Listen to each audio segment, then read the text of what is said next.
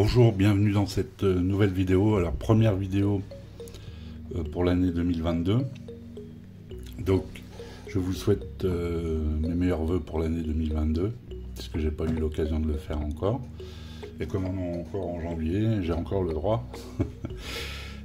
Alors, aujourd'hui, je vais vous faire un déballage présentation d'un OVNI. Je connaissais pas cette marque, Revo Mobile, qui m'a été aimablement prêté par Smartivon. Je vous mettrai sa vidéo ici en dessous de déballage ou test s'il l'a fait, et dans la description. Donc je le remercie beaucoup. Alors, il n'y a aucune référence de produit sur ce, à part ça, le modèle S6523, mais il est appelé X12. X12, j'ai même vu S21. X12 et S21. On trouve peu, pareil, on trouve peu d'informations sur ce produit. Bon, c'est une marque que vous trouverez que sur AliExpress. Un produit qui existe en 3,64. Donc vous aurez à une centaine d'euros à peu près. Et il existe en 428, où là, vous l'aurez à peu près 130 euros. Un petit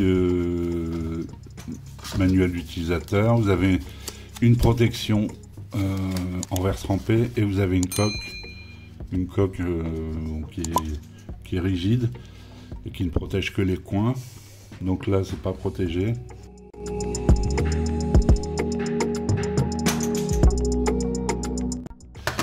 Un chargeur 10 watts et un câble USB-C. On est bien sur l'USB-C. Alors voilà le téléphone. Alors il a déjà été déballé évidemment. Normalement il y a un emballage qui vient tout autour. Pareil, il n'y est plus. Alors c'est un design type iPhone, hein, c'est-à-dire plat. Plat. Et un dos donc en... Alors c'est pas du verre, qui imiterait du verre. C'est tellement flou leurs infos que on ne sait pas si c'est du verre ou pas. Vous voyez, donc un design plat. Alors, lecteur d'empreintes ici. Alors, sur le côté gauche. Donc, les gauchers seront contents, ou ceux qui prennent le téléphone comme ça. Mais bon, pour nous, droitiers, si, on pourra toujours l'avoir comme ça. J'essaierai, je vous montrerai pendant le test. Une reconnaissance faciale. On sait un écran avec goutte d'eau. On va l'allumer. Alors c'est un écran de 6,52 pouces, donc on est on va dire dans la moyenne, on n'est pas dans les plus grands, mais on n'est pas dans les plus petits. Au niveau poids, parce que même le poids, j'ai pas l'info.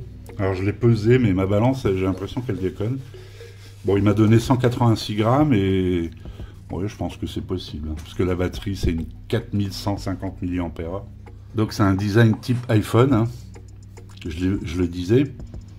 On va retrouver de plus en plus de ce design sur certains modèles de téléphone. Hein. Je l'avais déjà vu sur le Edge 20 de chez Motorola. Le futur qui ont été annoncés, je regardais juste avant de tourner cette vidéo, le futur Redmi Note 11 qui arrive là pour la mi-février. Le modèle Pro aura ce design, plat comme ça, avec un dos plat. Par contre, le modèle normal, le Redmi Note 11 normal, aura ici les côtés plats, mais ici un dos un petit peu bombé, légèrement bombé. Ce ne sera pas totalement plat comme le Pro ou comme ce Revo Mobile X12. Je vais, je vais me connecter, arriver jusqu'au menu, jusqu'au bureau, et on se retrouve après. Alors ici, on va faire le lecteur d'empreintes, que je rappelle qui est à gauche.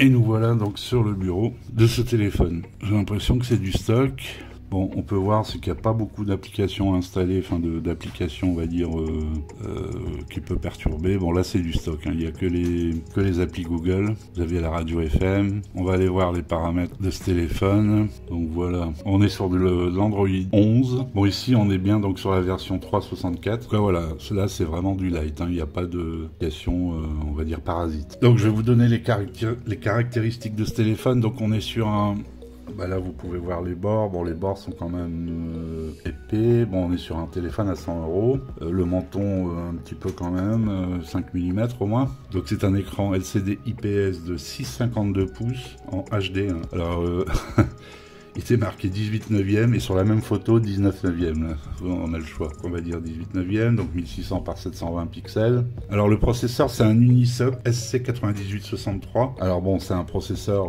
c'est un bon processeur, hein. Unisoc c'est une marque chinoise, Mediatek c'est une marque taïwanaise.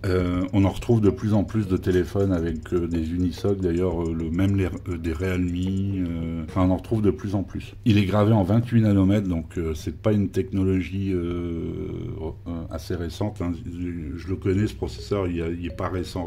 Unisoc a sorti des processeurs un peu plus récents, leur gamme T. Donc c'est 1,6 Go max en fréquence sur le processeur, c'est un octa-core. En GPU vous avez un PowerVR GE8322. Alors pareil qu'on connaît sur les Mediatek d'entrée de gamme par exemple. Donc comme je vous l'ai dit c'est un 364, ce modèle il existe en 428, donc ce serait de la LPDDR4X en RAM.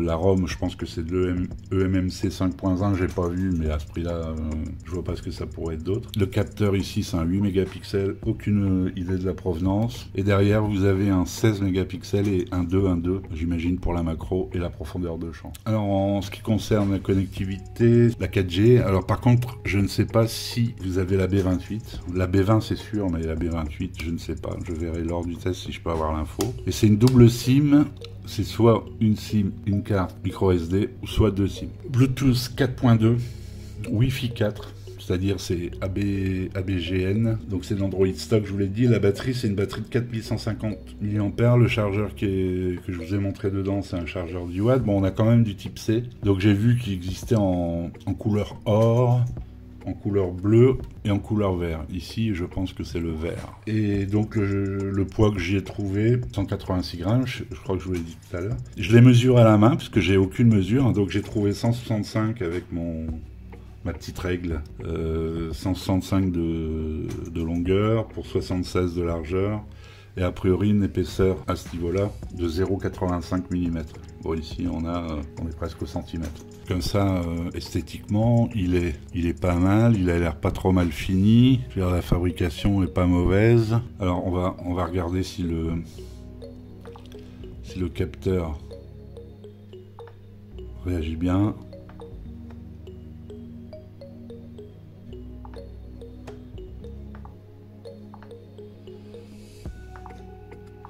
Oh, il réagit bien.